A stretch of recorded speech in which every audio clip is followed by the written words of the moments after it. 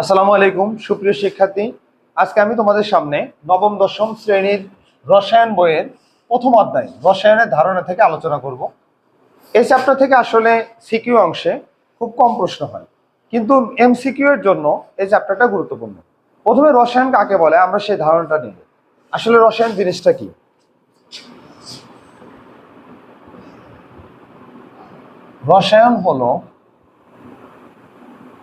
রসায়ন জিনিসটা হলো বিজ্ঞানের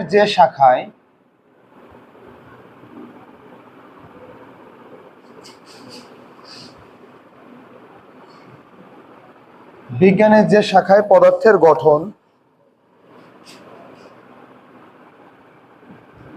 পদার্থের ধর্ম ও পারস্পরিক রূপান্তর সম্পর্কে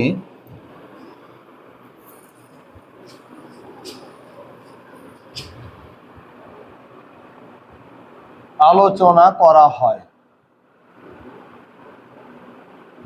তাকে রসায়ন বলে। এটা রসায়নের সংজ্ঞা। এটা তোমরা তোমাদের মূল বইয়ে 5 নাম্বার পেজে পেয়ে যাবে। মূল বই 5 পেজে এটা দেওয়া আছে। এখন রসায়নের দৈনন্দিন জীবনে রসায়নের কিছু ব্যবহার আছে, সেটা আমরা দেখব কিভাবে। যেমন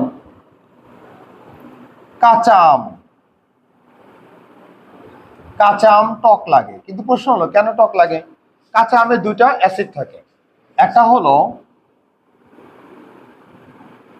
সাকসিনিক অ্যাসিড আর একটা হলো ম্যালেইক অ্যাসিড।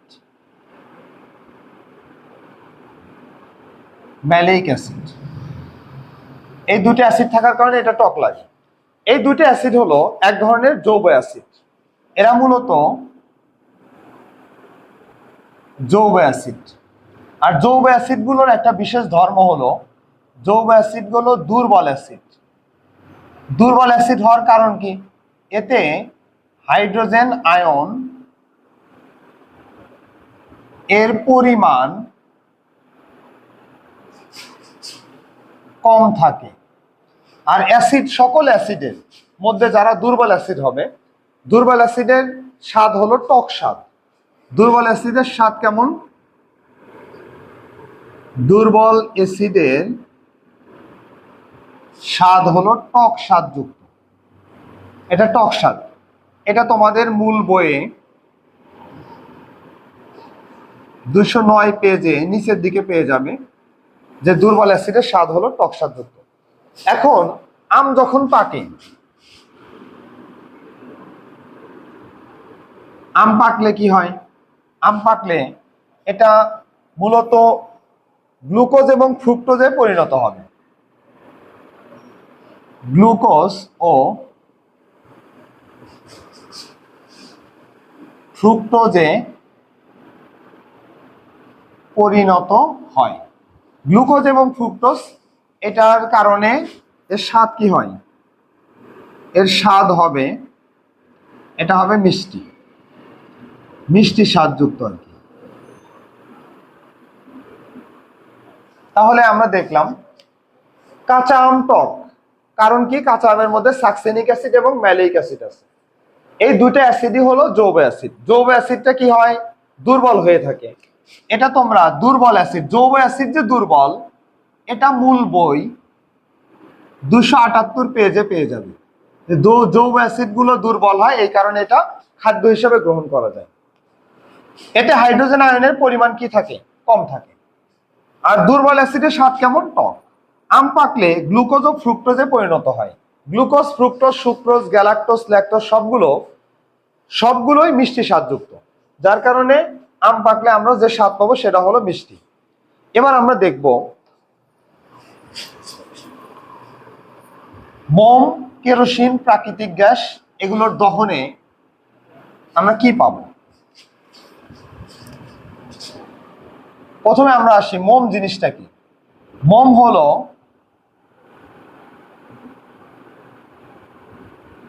হাইড্রোকার্বনের মিশ্রণ। তোমরা দেখতেই পাচ্ছ হাইড্রোকার্বনের মিশ্রণ।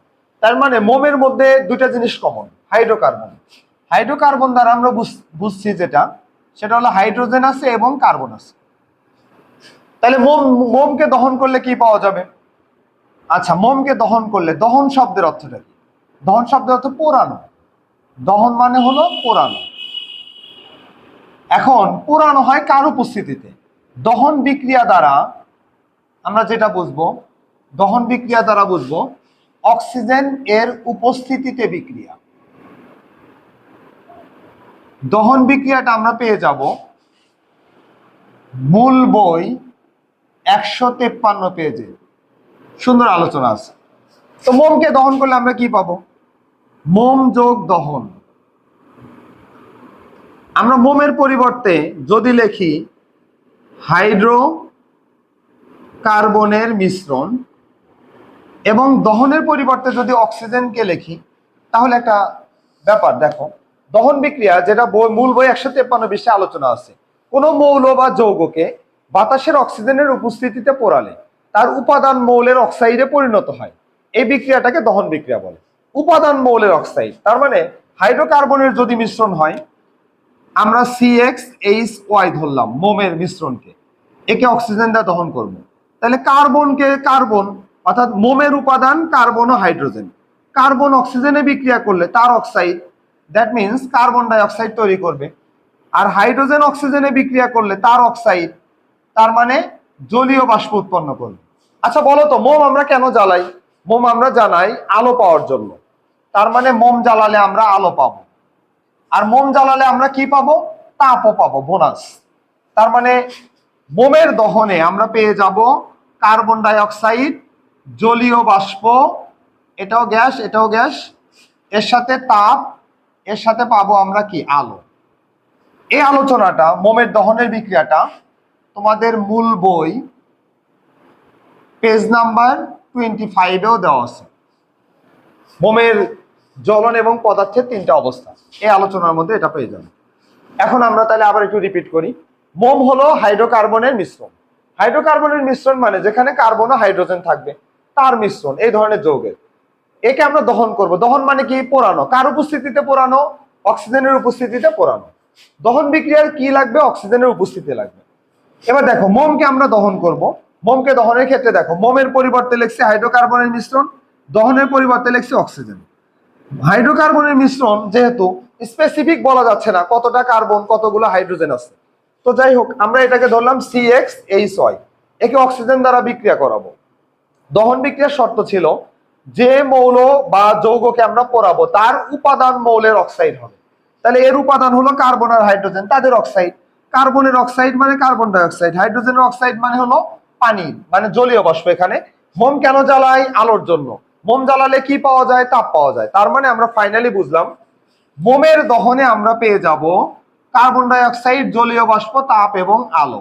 এই আলোচনাটা আমরা পরবর্তী অধ্যায়ে, দ্বিতীয় অধ্যায়ে পৃষ্ঠা নাম্বার 25-এ পেয়ে যাব। এছাড়াও কেরোসিনও প্রাকৃতিক গ্যাস, এটা নিয়ে আলোচনা আছে।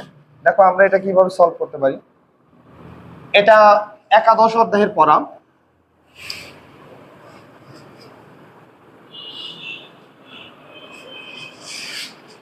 কেরোসিন ও প্রাকৃতিক গ্যাস।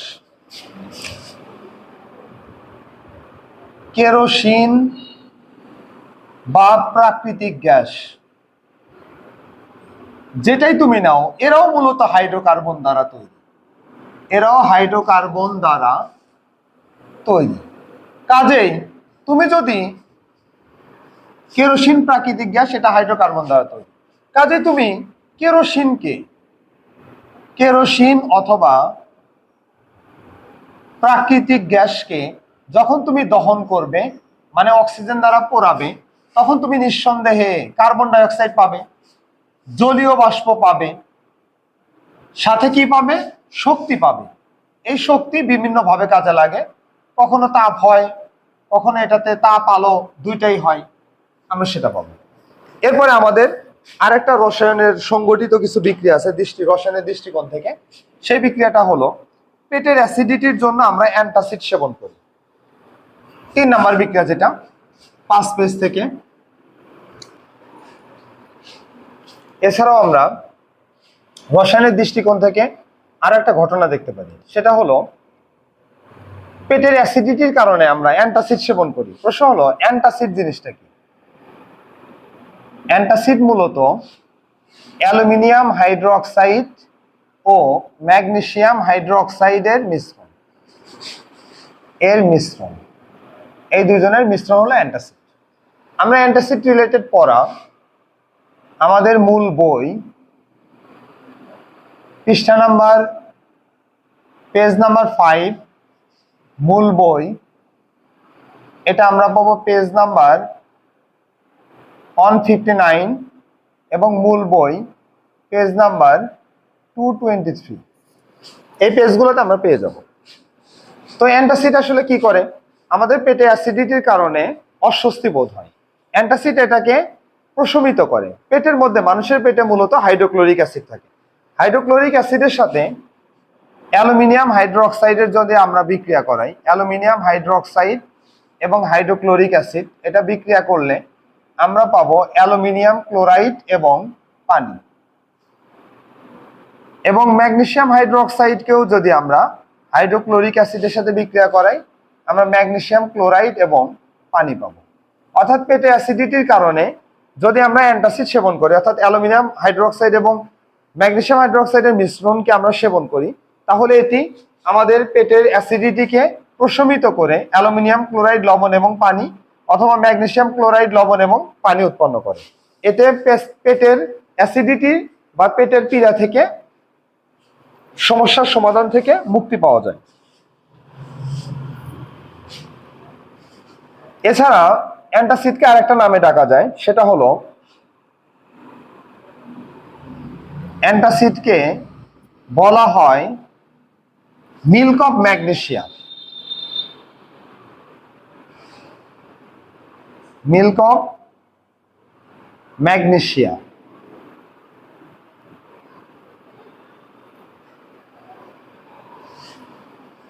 ধন্যবাদ সবাইকে, শেষ করে দাও।